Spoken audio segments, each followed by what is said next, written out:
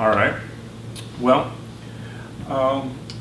as John said from the National Agroforestry Center, and our center is actually a mixed center of U.S. Forest Service research, state and private forestry, and also the Natural Resource Conservation Service. And so we work on both technology transfer issues in agroforestry, as well as we do some research on agroforestry. You can see, though, we're a pretty small unit. In fact, of us, we can't even be a full scientist, and I won't say if I'm the 3/4, but we're pretty small. So we really have to rely on partnerships to get our work done. And our partners include places like Virginia Tech, and there's quite upswelling of agroforestry work being done both in research and extension here that's really quite impressive. From the forest farming community of practice to other work being done on silvopasture and alley cropping and things of that nature, which I got to see out at some of the research sites today. So setting the context for today's talk is, from our agricultural lands, we really want a variety of things. We want feed, fiber, now we want to try to get fuel. We want, environmental quality protected or enhanced. And then we also need these social and economic services from these landscapes.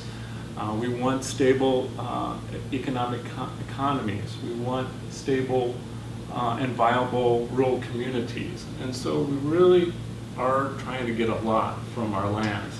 Well, it's being questioned, how are we going to provide some of these services under climate change? Can we do it, and how will we do it? And the evidence right now on climate change and its effect on agriculture is a bit of a mixed bag.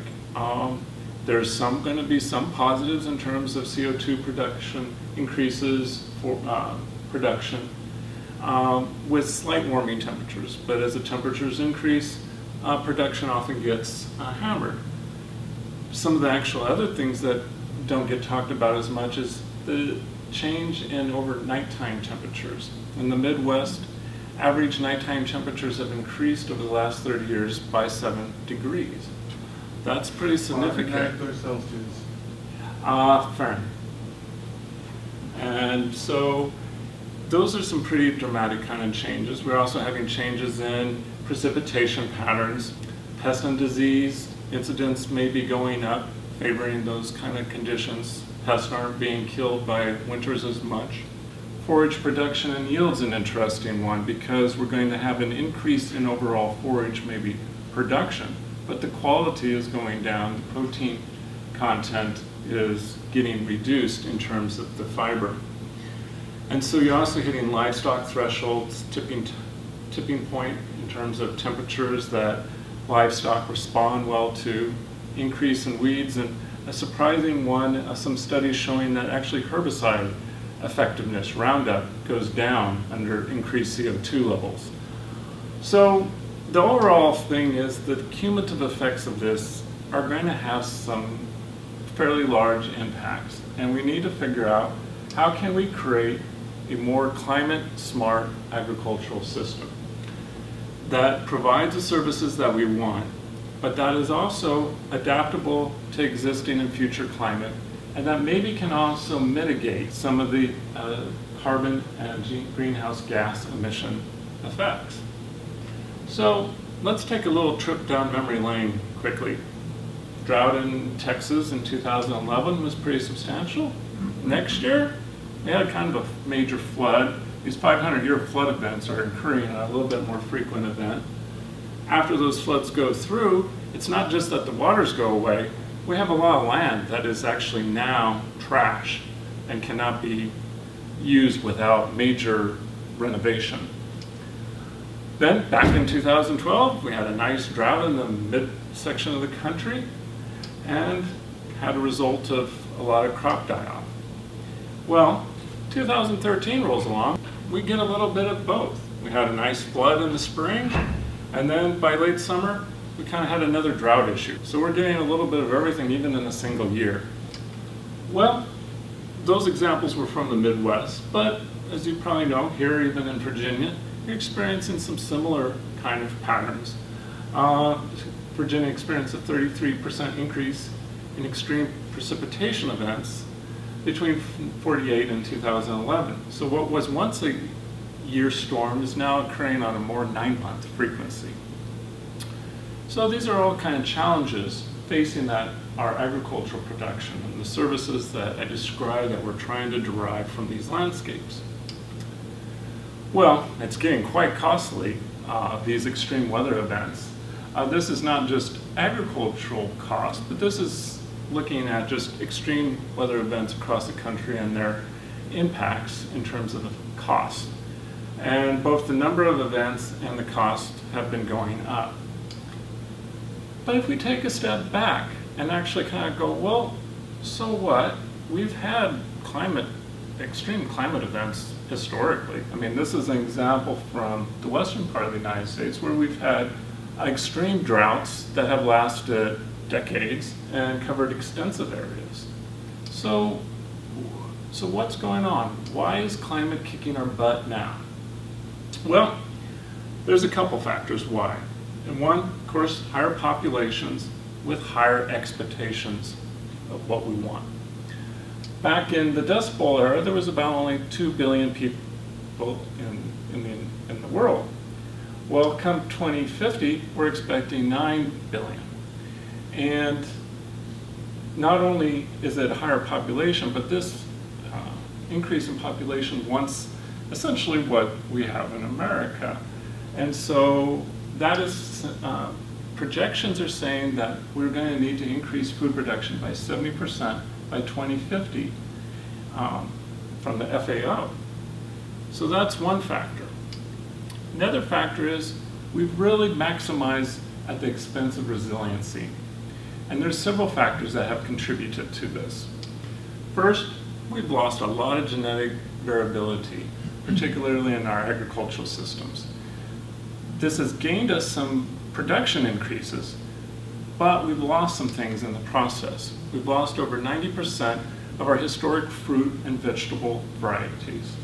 And now, for instance, we've got 90% of the wheat crop is vulnerable to a new, relatively new rust, UG99. So obviously, the loss of genetic variability is reducing our resiliency. In addition, at a much broader scale, looking at more landscape, we've kind of done the same thing. We've simplified our landscape. Here's an area that's been doing research in Iowa. It's from 1941. It shows the diversity of the landscape. This is about a section, so it's a pretty small scale. And you can see all the variety of crops that were grown and all the intricate edges and variability there. And that created a system that was much more stable in terms of economics, but also had much more viability in producing landscape services. Well, back in 35 years later, we've simplified the landscape down to that level. Pretty big jump in just 35 years. And now we've even simplified in another 38 years down to basically just this. So our landscapes are also a lot less resilient. Then we now throw in a third and final kind of factor is we're really pushing production back into marginal land. The Conservation Reserve Program, CRP, is historically taking land out of production that was highly erodible and put it into continuous living cover. Well, with increase of crop prices in ethanol and other factors, we've seen a 25% reduction in CRP, and that's continually going down. And we're pushing farmland back into areas that are very marginal. So we're seeing scenes like this a lot more frequently. So now we're really playing with some loaded dice. We've got kind of these climatic factors playing out on a backdrop of a landscape and an agricultural system that just cannot handle a lot of resiliency. And so the potential to really roll some bad combinations are increasing. For example, in 2012, we had the drought that I mentioned in the Midwest. that left a significant amount of nitrogen unused in agricultural fields. Then comes along the spring of 2013. It was the wettest spring on record in Iowa in 141 years of record keeping. In 5 days of rainfall in spring, this past spring, there was parts that lost over 5 tons per acre, and other areas lost up to 13 tons per acre of soil. Not sustainable losses of soil by any means. So what that translates into, not only local impacts, I mean that loss of soil in terms of productivity at that local scale, but it also translates up into regional impacts. So that loss of that nitrogen into the system, into the Mississippi River basins, contributing to the Gulf hypoxia zone. So this just says we're going to need to take new action in order to create that climate-smart agricultural system. And there's going to be a variety of tools in our toolbox. There is no silver bullet in any of this that's going to get us out of our predicament. But agroforestry is just one of the many pieces in this puzzle. And so, as most of you know, since you're taking the agroforestry class, it's the intentional mixing of agriculture and forestry elements to achieve that kind of structural diversity that produces a variety of landscape services. And you have a variety of agroforestry practices that fit the landscape. I'm not going to probably go into these that specific because you've all learned about them in a lot of the classes. But of course, alley cropping offers kind of these variety of benefits, including some that we maybe don't always think about. Pollinator services and also biological pest control. Windbreaks, this one is a more kind of common practice in the Midwest, both from a livestock point of view or shelter belts around a farmstead, and not only from erosion control, but really creating a favorable microclimate for crop production. And the studies have shown the increases in yields, often 15% increase in yields under windbreaks that favor lower ET loss. Silvopasture, which is one we've talked about today as we were traveling around looking at sites, is one that seems to be pretty viable for this region. And that really combining trees with forage and livestock offers some short and long-term financial stability. Of course, riparian forest buffers, this is a practice, in my opinion, that is valid across the country because we have essentially fairly trashed riparian areas and aquatic systems across the country. And so this is a practice that is really very valuable. But I think it too, we've talked about that it can be really thought of as a production system too. The other practices, it's pretty commonplace to think of them as both a production system in terms of providing benefits for livestock and crops. Riparian forest buffers, we often just kind of think of them, oh, they're just put there to maintain aquatic health and water quality. But if we really expand out and think of them as production systems, we can grow things within these riparian buffers that we can harvest and produce an economic gain from. And plus the flood attenuation benefits. And then forest farming, one of my colleagues, Jim Chamberlain, who's done quite a lot of work in this, it's basically his research program. And again, a practice that makes a lot of sense in Virginia is the cultivation of high-value products under a forest canopy. And the real benefit here is maintaining that forest cover for more generations rather than seeing that land cover maybe translate out into more development, urban development. So, getting actually to the root of the talk on what's agroforestry's role in climate change, mitigation, and adaptation. We have kind of two broad categories, mitigation and adaptation. And the mitigation side is really looking at sequestering carbon or reducing greenhouse gas emissions. And then we have adaptation, which is really reducing threats and enhancing the resiliency to climatic events and facilitating species migration. Well, my two pictures kind of illustrate which groups are interested in which functions. Landowners are pretty much interested in this set. Policymakers are interested in the top one. If we look at a survey that surveyed landowners on their interest in mitigation, and first, should government do more to reduce greenhouse gas emissions? Pretty low percent.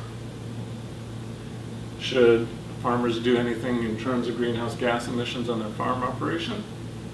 Pretty low. So mitigation is not a starting point with landowners.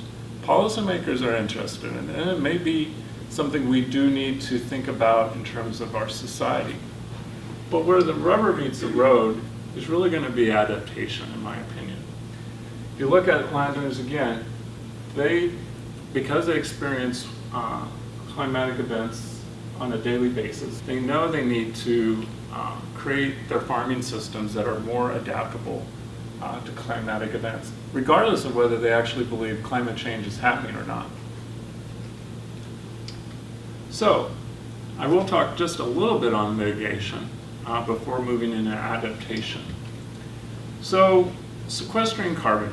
Carbon is sequestered regardless of intent with agroforestry practices.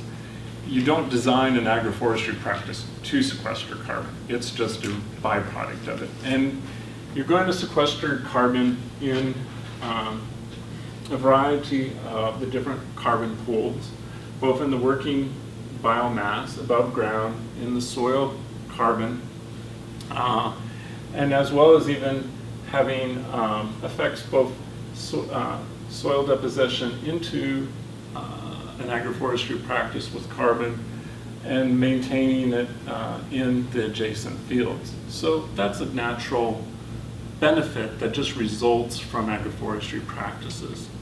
And it can be significant, although you still are not going to be putting in agroforestry practices for carbon sequestration as an end goal.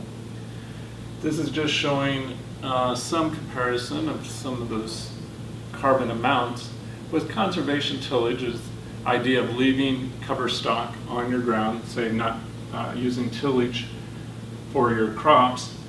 We can sequester a decent amount of carbon. When we actually put a small portion of that same landscape into windbreaks, we actually really can jump up that carbon amount in the overall system. But where I think actually some of the more significant effects in carbon and greenhouse gas emissions is actually in the reduction of fuel usage in that operation. So here's a summary of a study my colleagues have done at a farm in Nebraska, and the fact of the farm, it had field windbreaks, farmstead windbreaks, and a living snow fence, and just the fact that these were out of the overall production system of the annual tillage fertilizer regime, the amounts of fuel savings these produced was pretty significant. So some of that is going to have a pretty important impact. Now, there's other greenhouse gas emissions of interest. We always just hear about CO2, but nitrous oxide and methane are also worth considering because they do figure into the overall production of climate change. The methane is considered to attribute 14% and the nitrous oxide 8%. And the reason why those are important is because the actual impact on climate, the global warming potential is much more significant with those chemicals. So those are important factors to still consider. And The thing with agroforestry is we don't know a lot how it potentially affects these components. So the overall is there a net change in the greenhouse gas footprint with agroforestry? We know with what I just showed in the previous slide, where the fuel savings, because you're not applying as much fertilizer in areas that have agroforestry, that reduces some of the nitrous oxide emissions.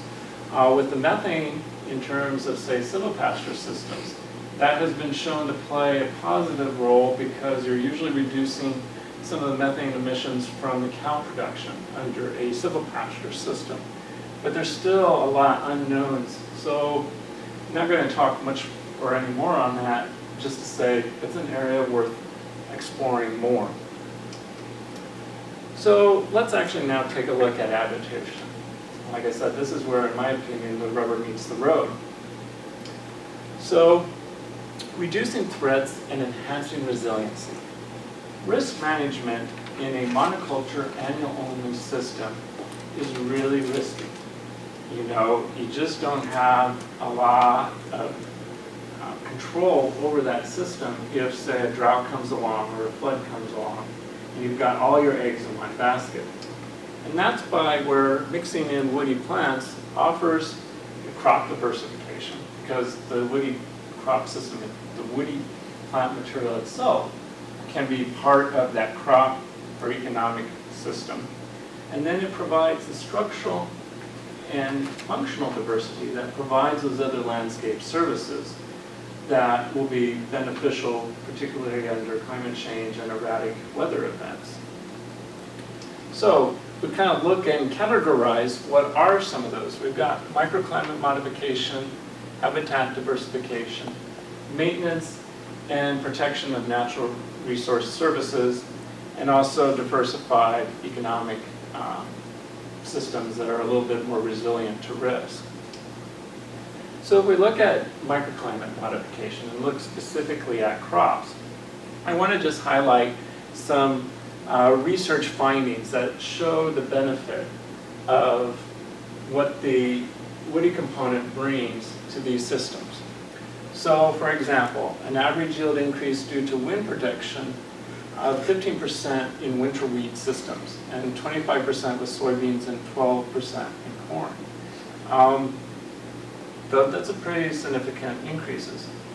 Then they showed in some other modeling under predicted climate change that the windbreaks help actually dry land corn yields above unsheltered yields because they buffer from the heat and drying winds.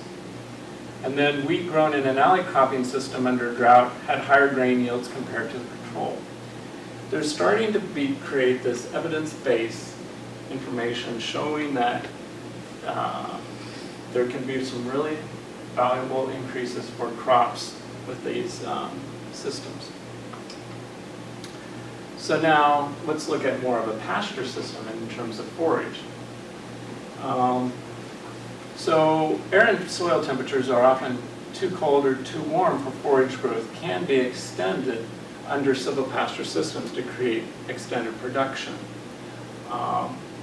We were even looking at a honey locust system out at the Kentland farm that by the nature of the trees used out there, the honey locusts, which have a lighter shade canopy, they allow that forage to grow up a little quicker earlier in the spring, but they also have the pods which extended that system into much later fall and early winter than what normally would be a viable. And then, as I mentioned earlier, they're shown that the CO2 levels in forage actually increase fiber content in the forage quite dramatically, and the protein content goes down. But shading has actually shown to reduce some of those effects by increasing the protein content while keeping that fiber content at a more reduced level. Well, if we still continue along those lines and thinking of livestock shelter belts have increased feed efficiency in 15 to 50% in winter, and milk production 9% to 76%. So again, creating that favorable microclimate for livestock is pretty key. And then in a system that studied the effect of shade on livestock, livestock reached their total target body weight 20 days earlier than without shade. That's again pretty important for a landowner who's trying to meet his margins, if they can produce the livestock weight gain in a shorter amount of time. And again, keeping livestock in a microclimate that is favorable to production. Pollinator visits to crops decline 50% of its maximum from 2,000 feet from natural habitat. So if you have actually agroforestry practices integrated into the crop system that are pollinator friendly, you're going to have a much higher rate of pollination if you have crops that are dependent on pollination. And this is particularly true for your native pollinators, which is probably increasing in importance because of the declines in the honeybee pollinators due to colony collapse disorder. Well, in terms of biological pest control, studies have shown that when you integrate trees into the cropping systems, you get higher rates of biological pest control. And this example here, alfalfa with walnuts supported twice as many of the predator species compared to the herbivores than alfalfa alone. Maintenance and protection. Well, this is going to be pretty important as temperatures increase. Modeling has shown that we're going to get wind erosion increases about 15 to 18%. So trying to protect against wind erosion is going to become even more of an important issue over time. And the velocity reductions for windbreaks have been shown to be significant over time, and 60 to 80% windbreak velocity reductions for windbreaks range from 60 to 80% near to 10 times the windbreak height on the leeward side. So these really can be critical to reducing that erosion. Then also the other maintenance and protection factors is the ratio of erosion increase to annual rainfall increase is on the order of 1.7.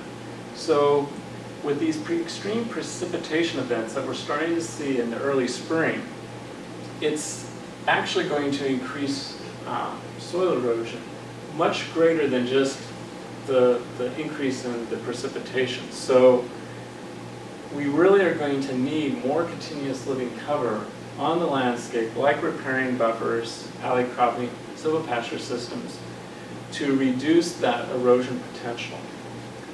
Then we also have the benefit, again, is using up nitrogen that maybe was not in a system being taken advantage by the crops.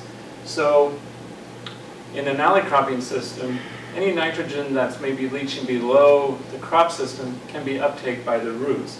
So you've got more efficiencies over time and space.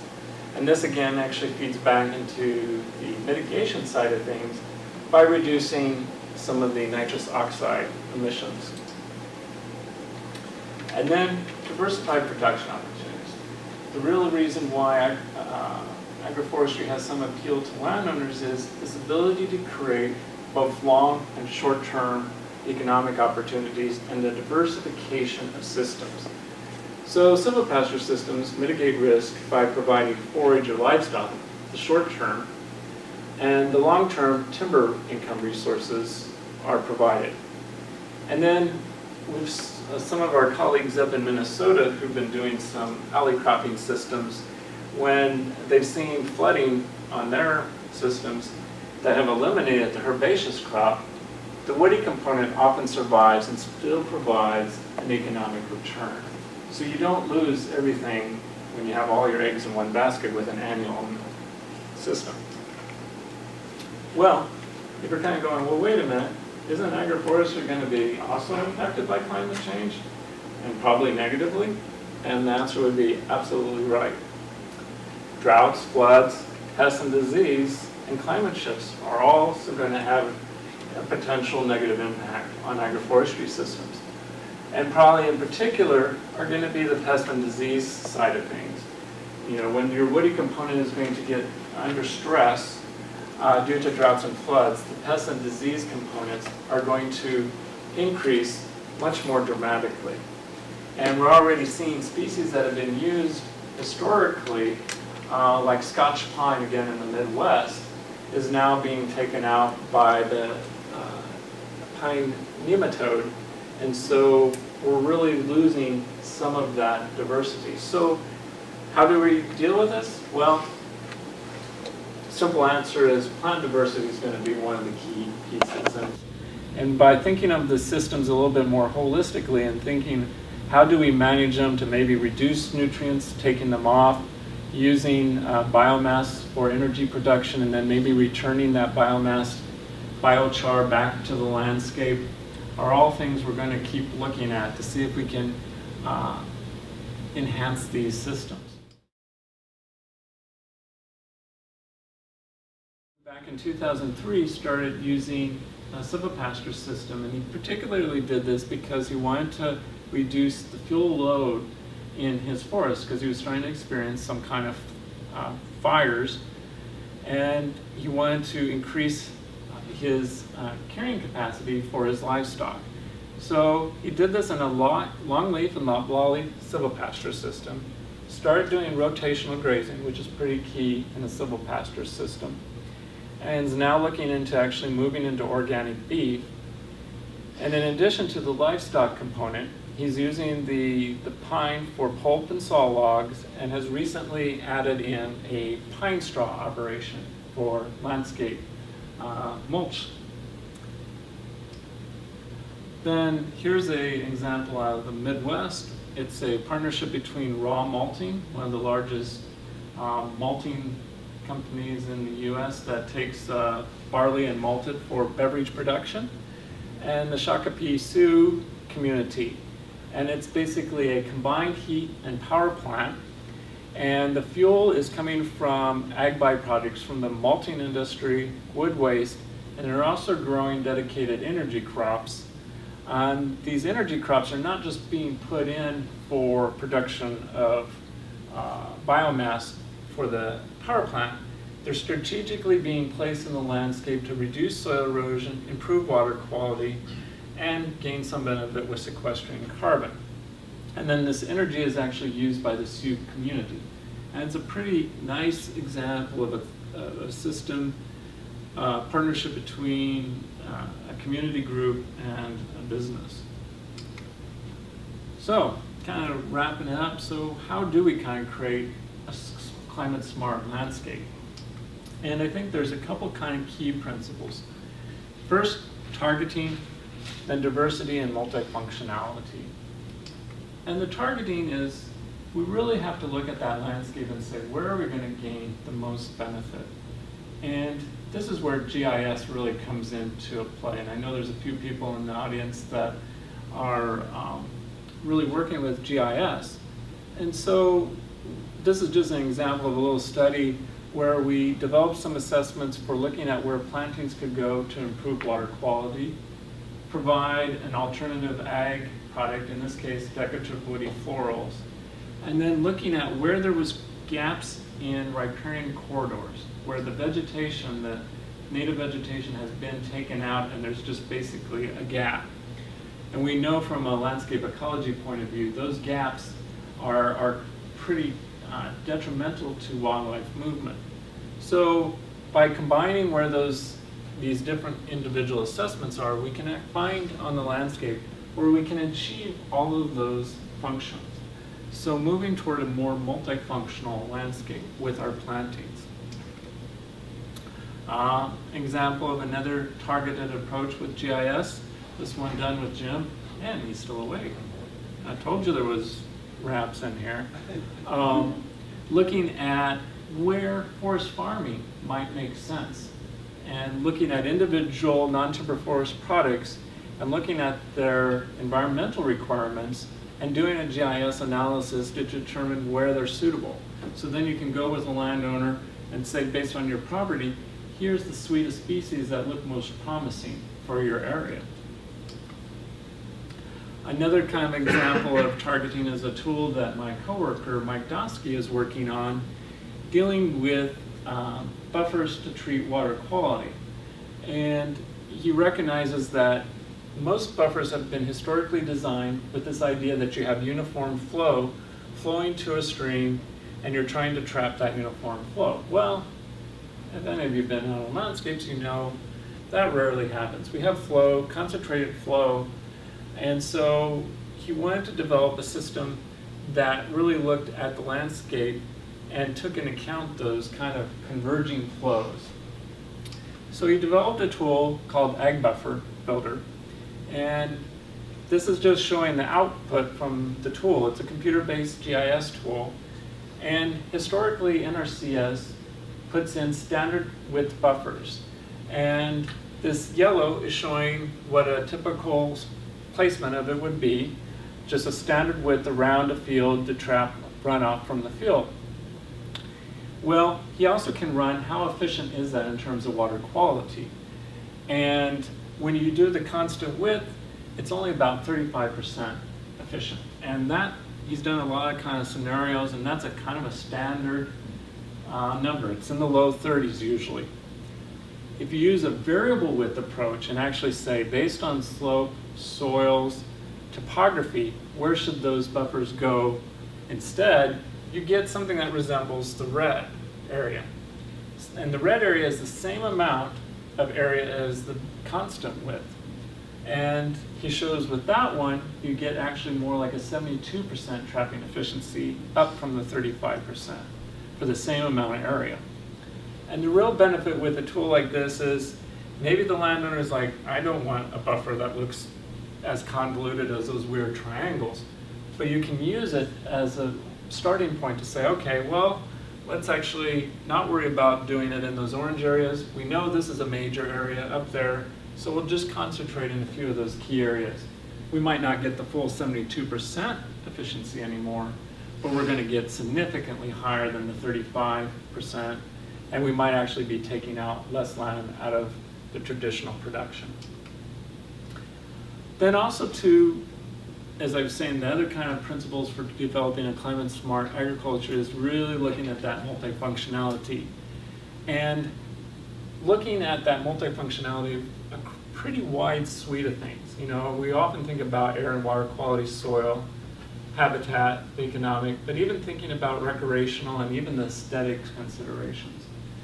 So this little publication synthesized over 1,400 research publications on the research literature of corridors, greenways, and buffers. And it distilled it down into illustrated design guidelines for designing these features. The key is it is an example of a working tool for moving landowners into looking at their landscapes more holistically and designing them to achieve multiple functions. Because often landowners do have more interest in mind than we just say, oh, they're only interested in the economic side of things. And that's too simple. The landowners I've worked with, it's much more diverse. And so we really need tools to be able to engage landowners in thinking about that multifunctionality.